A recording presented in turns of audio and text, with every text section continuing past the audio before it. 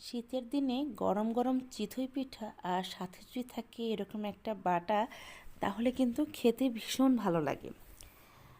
আমার কাছে চিতই পিঠা সাধারণত যে কোনো মাংসের তরকারি দিয়ে বা এরকম বাটা দিয়ে খেতে বেশি ভালো লাগে। এখানে আমি ধনেপাতা বাটা করে নিয়েছি। আর এই চিতই পিঠাটা কিন্তু খুব সুন্দরভাবে ফুলে ওঠে আর খেতেও কিন্তু ভীষণ ভালো লাগে। আজকে এই রেসিপিটাই আমি আপনাদের সাথে শেয়ার করব। চিতই পিঠার ভিতরে যদি এরকম জালি জালি এফেক্ট না আসে, তাহলে কিন্তু সেই পিঠাটা খেতে ভালো লাগে না। তাই আপনারা চেষ্টা করবেন বাড়িতে যখন চিতই পিঠা বানাবেন, দেখবেন যাতে করে ভিতরে এরকম জালি জালি একটা এফেক্ট আসে, তাহলে এই পিঠাগুলো খেতে ভালো লাগবে। চাইলে আমার মতো এরকম ধনেপাতা বাটা দিয়েও খেতে পারেন, বা বাদাম বাটা বা সর্ষে বাটা দিয়েও কিন্তু খেতে ভীষণ ভালো লাগে। এখানে চিতই পিঠা বানানোর জন্য আমি নিয়ে নিয়েছি, এটা হচ্ছে মোটা আতপ চাল। এই আতপ চালটা খুব ভালো করে 4 থেকে 5 ঘন্টা আমি ভিজিয়ে রেখেছি। এই চালটাকে কিন্তু খুব ভালো করে ভিজিয়ে রাখতে হবে। যখন দেখবেন চালটা ভালো মতো ফুলে উঠেছে, অর্থাৎ ভালো মতো ভিজানো হয়ে গেছে, এটাকে ভালো করে ধুয়ে আমরা মিক্সিতে দিয়ে এটাকে একটা পেস্ট তৈরি করে নেব। দেখুন, মিক্সিতে চাল যতখানি নিয়েছি তার চেয়ে কিন্তু একটু বেশি করে আমি জল নিয়েছি।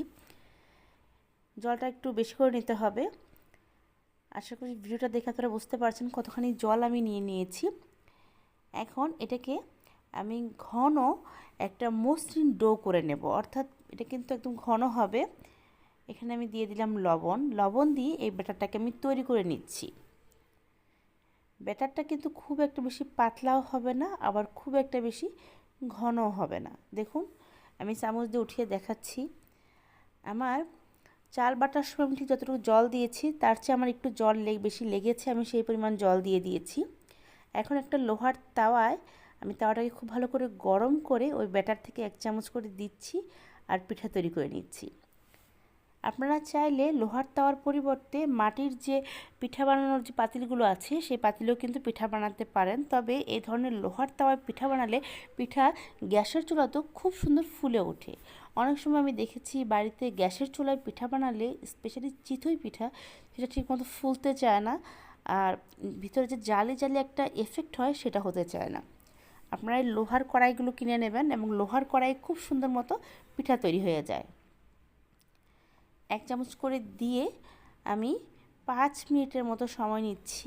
আর এই চিতই পিঠা বানানোর সময় কিন্তু চুলার জালটাও একটা অনেক ইম্পর্ট্যান্ট। আপনারা মাঝারি আঁচে পিঠাগুলো তৈরি করবেন, তাতে করে পিঠাগুলো খুব সুন্দর ফুলে উঠবে। দেখুন আমার পিঠাগুলো কতটা সুন্দরভাবে ফুলে উঠছে এবং পটাপট কিন্তু উঠেও যাচ্ছে। এইভাবে আমি প্রত্যেকটা চিতই পিঠা বানিয়ে নিয়েছি। আমি তো এই পিঠাগুলো আজকে ধনেপাতা বাটা দিয়ে খাবো। আপনারা চাইলে যে কোনো পছন্দসই বাটা বা টমেটো সস দিয়ে বা চিকেনের তরকারি দিয়েও সার্ভ করতে পারেন, খেতে ভীষণ ভালো লাগে। আশা করি এই ভিডিওটি আপনাদের ভালো লেগেছে। সবাই ভালো থাকবেন।